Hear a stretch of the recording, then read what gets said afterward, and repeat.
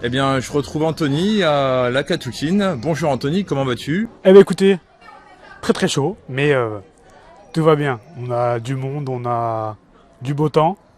Et pour l'événement aujourd'hui, pour la Catokine, là, ce dernier jour, c'est plutôt une aubaine, une grande chance qu'on n'ait pas la pluie. Alors hier t'étais en Spider-Man et aujourd'hui t'es en Batman. Tout à fait. Alors c'est lequel le cosplay le plus chaud? Alors je dirais Batman. Spider-Man, j'aime beaucoup les deux. C'est quand même les deux justiciers qui travaillent un peu en solo. Bon, mis à part Batman, où il se dit solo, mais il y a Alfred, il y a Robin, Catwoman, bon, je vous les passe. Hein. Mais en termes de contraintes, le Batman est beaucoup plus lourd. Là, je dois avoir une quinzaine de kilos, avec l'armure, avec la combinaison. C'est une grande combinaison qui a été créée et conceptée du coup par la conception de Nolan, pour la transition entre 2008 et 2012, en passant par un peu la combinaison du Batman Begins. On retrouve les mêmes contraintes, mais je peux me garer en marche arrière cette fois-ci. C'est pratique. Tu préfères les Batman des années fin 80-90 ou les Batman actuels? Alors je reste chauvin quand même. Mon préféré reste Michael Keaton, de 89.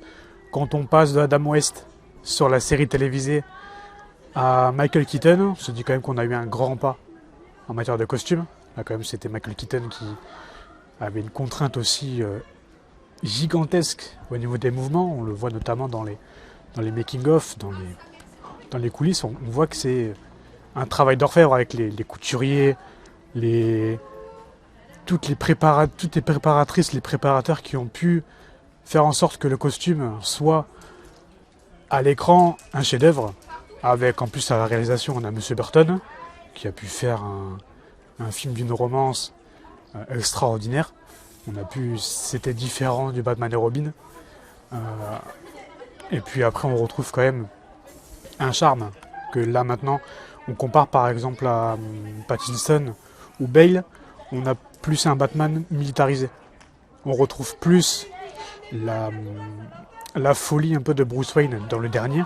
On voit qu'il a quand même une optique bien à lui. On le retrouve 20 ans après le meurtre de ses parents.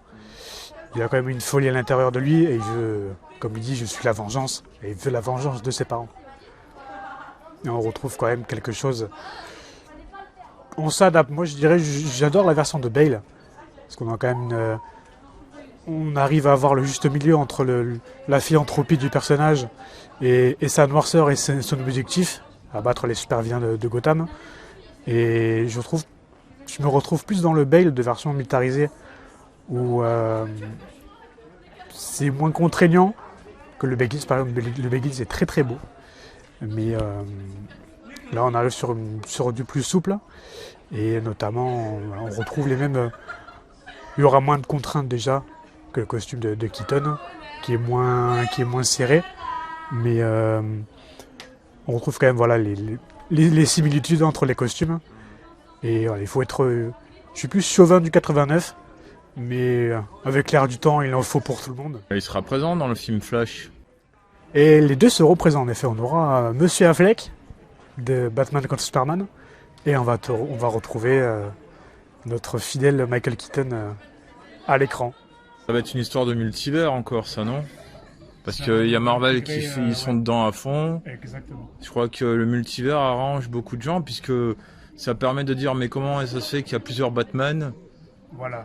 Comme plusieurs Spider-Man. On le retrouve dans les comics, où on retrouve par exemple un exemple tout simple, on retrouve le Flashpoint.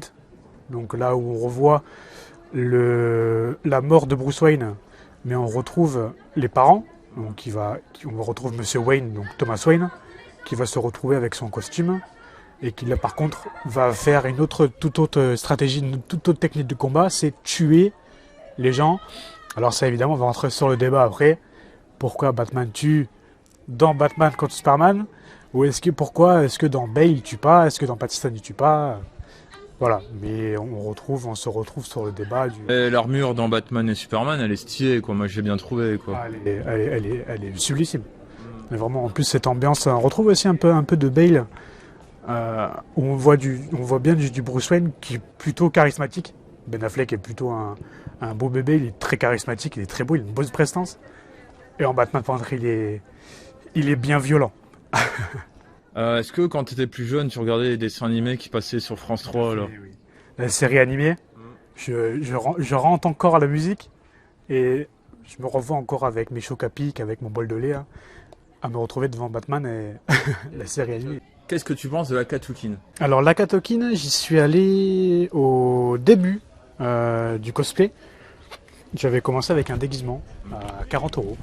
Et voilà, on retrouve les orgas qui sont super. On a Nicolas qui travaille d'arrache-pied, ça fait 7 ans.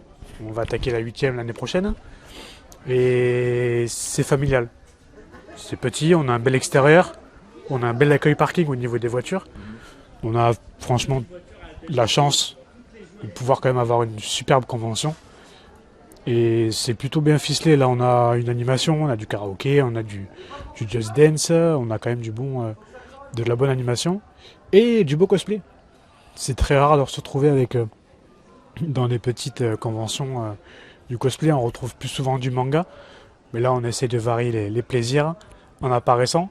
Et voilà, c'est grâce aux orgas qu'on retrouve tout le monde, qu'on puisse se rassembler les week-ends et qu'on puisse pouvoir la profiter au lieu d'aller dans les grandes conventions à Marseille, se retrouver à Avignon, à Montpellier, Lyon, voilà. C'est bien d'avoir aussi la localité, pouvoir rester chauvin du pays catalan. D'accord. Pourrais-tu nous parler de la Viperis Team? Oui, la Viperis Team en effet. Ouais. C'est tout récent, là avec Damien qui est actuellement en déambulation, en costume. Là, c'était un projet personnel qui lui tenait à cœur. Là, c'est un peu son bébé. Et on se connaît depuis 6 ou 7 ans d'ailleurs. Et voilà, on est parti sur ce projet. On était d'accord sur tous les points. De pouvoir apparaître, voilà, de faire notre association en indépendant. Et de pouvoir être présent sur les événements, sur l'hospitalier, sur du caritatif au plus possible, sur les conventions où on va revoir les enfants, on va revoir toutes les personnes qui notamment peuvent avoir des contraintes au niveau de la maladie. On peut retrouver des enfants en état de leucémie, atteints de cancer, atteints de sclérose en plaques, que sais-je, de plein de maladies. Et ces gens-là, c'est pas tant le fait qu'ils ont une maladie, c'est le fait de pouvoir les soutenir. Ils sont pas en phase terminale. J'ai pu voir des enfants en phase terminale à Marseille, à la Timone, avec une association. Alors c'est Graines de Vie qui est sur Marseille. Et donc en Batman pareil. Et on se retrouve devant le gamin. Et tu dois jouer ton rôle, tu dois faire ton roleplay.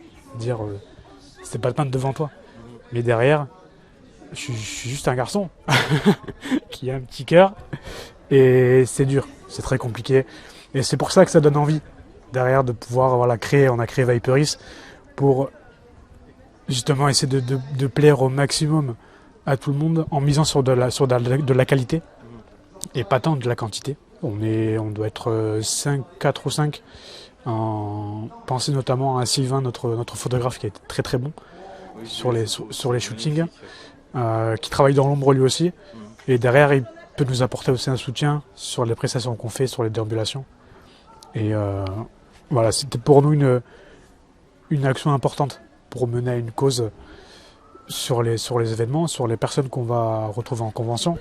On va pouvoir les retrouver, et voilà, pendant les week-ends où ils sont hors de leur chambre, hors de leur petite maison, où ils ont leur traitement, de pouvoir leur sortir un peu de leur quotidien et de pouvoir avoir l'occasion de les faire rêver, tout simplement. Et c'est ça notre c'est pour ça que j'aime bien la Viperis, parce que vous allez voir des enfants à l'hôpital, ils en ont besoin, quoi. Tout à fait. Parce que tout ce qu'ils voient, c'est l'hôpital. Après voilà, on est d'expérience. On avait Damien avait des actions, des déambulations à l'hôpital de Purpan avec une autre association, je sais plus c'est laquelle. Mais voilà, on a expérimenté. Moi, j'étais anciennement dans la Dream Team Cosplay 66, donc pendant 4 ou 5 ans. Où là, on a tourné dans le département, on a tourné dans à Marseille, à Montpellier, c'était des expériences. Et ce sont des expériences inoubliables. On a pu retrouver 1000 et même personnes avec un groupe super, familial. Et on a pu retrouver voilà, tous ces enfants qu'on recroise après sur les événements, quand ils se déplacent dans le département. On va pouvoir les retrouver, se dire comment ça va depuis. Et ça c'est génial. Après voilà, malheureusement, sur un événement qui se passait à l'hôpital, j'avais vu une personne qui était tuteur d'un petit enfant qui était en leucémie, qui était en état de leucémie justement. Et pareil, 3 ans. 3-4 ans, il parlait super bien et d'un coup, on se retrouve à un événement où ils devaient être tous ensemble. Et entre les dates, voilà, il est parti malheureusement. Et c'était un petit voilà, que j'affectionnais plus particulièrement. Après voilà, on continue et on fait le nécessaire voilà, pour faire rêver tout le monde. Et pour se dire voilà, qu'on continue à vivre, qu'on continue d'être présent pour chacun de nous. Et voilà, de ne pas être là à se tirer dans les pattes, à vraiment être présent, à avoir un bon costume, à présenter au mieux le personnage et pouvoir faire sortir le personnage de l'écran qu'on aura sur les vidéos YouTube, au grand écran au cinéma, pour les faire venir devant vous, les faire rêver. C'est vraiment l'objectif. La Vipéris va aussi dans les CGR.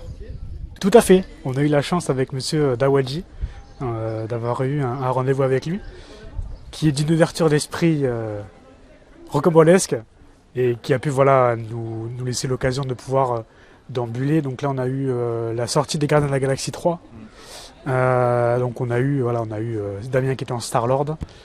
En aparté avec Cosplay Art, une autre association de 66 où on travaille en collaboration. On avait Roquette, donc Sylvie, la présidente. Un petit gamin qui avait la trouille de Roquette au CGR de Rivesaltes. C'est souvent malheureusement, c'est souvent. Mais après voilà, c'est compliqué aussi. On se retrouve avec le petit raton laveur de l'écran et on le revoit devant nous. Je dis mais comment c'est possible? C'est aussi ça, cette magie qui règne dans ce milieu. Et voilà, après on peut retrouver Mantis aussi sur l'événement, qui a été superbe.